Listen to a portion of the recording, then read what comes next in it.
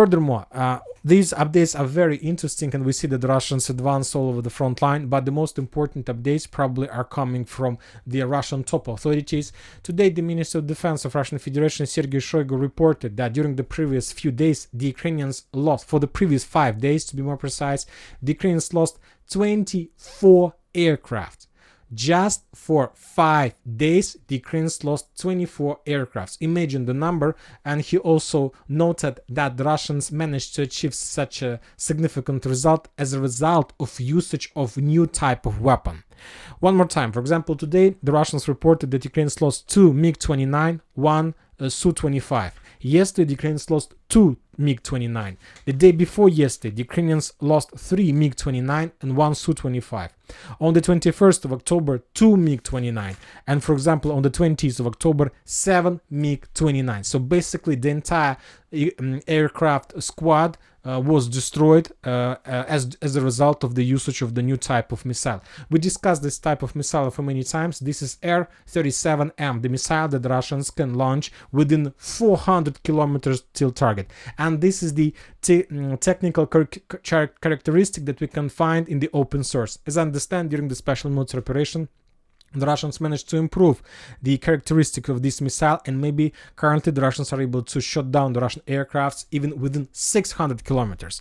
But 400 also is enough. So let's make a few calculations for your better understanding of the situation. We know that the Russians have redeployed a significant number of MiG-29 in the vicinity of Crimea. So let's assume that the Russians MiG-31 take a decision to attack the Ukrainian aircrafts, let's say somewhere from the northern part of Crimea, from the southern part of Zaporozhye area. So if we calculate 400 kilometers distance, it's like 300 kilometers, and 400 kilometers, this is 400 kilometers line.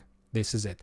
So this is around 400 kilometers line if the Russians take a decision to attack and to try to shut down the Russian aircraft somewhere from the north of Crimea. Let's assume that some Ukrainian Su-24 or MiG-29 take a decision to attack from Lvov in direction, let's say, of Kharkiv or Belgorod. So let's calculate the same distance, let's say, from the northern direction, and basically this is another 400 kilometers. So according to these lines, we can make like strict lines. We're gonna see that everything that located below yellow line will be destroyed as a result of Russian usage of Air-37M missile from the south. And everything that can attack, that tried to attack the Russian forces, let's say, from in direction of to the east, everything that located on the right side of this yellow line will be destroyed as a result of Russian MiG-31 attack from the north. So basically, according to information, according to these simple calculations, we understand that there is just one small square that Ukrainians can use safely. This is it, nothing more. Nothing more. The Ukrainians can fly with their Su-24 and like the Ukrainians MiG-29 just in this small area. But the problem is that the Ukrainians don't have missiles that they can use against the Russian positions from this distance. There is no such missile. Storm Shadow, they can't use this.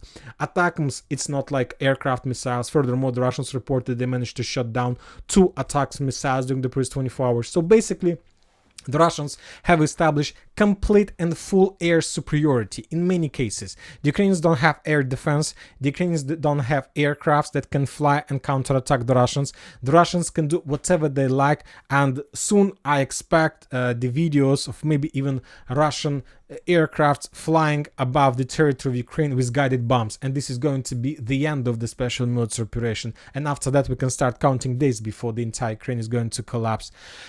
Also, interesting updates are coming from Russia. Today, the Russian military authorities, Russian military forces made nuclear weapon exercises. The Russians published the video of military exercises where they were testing the Russian nuclear carriers and nuclear launchers. On this video, we can see how the Russians used the new missile, and as a result of that strike, the Russians tested the entire system and the exercises passed successfully. Also, the Russians published another video how they made another missile strike from the sea, from the Northern Sea.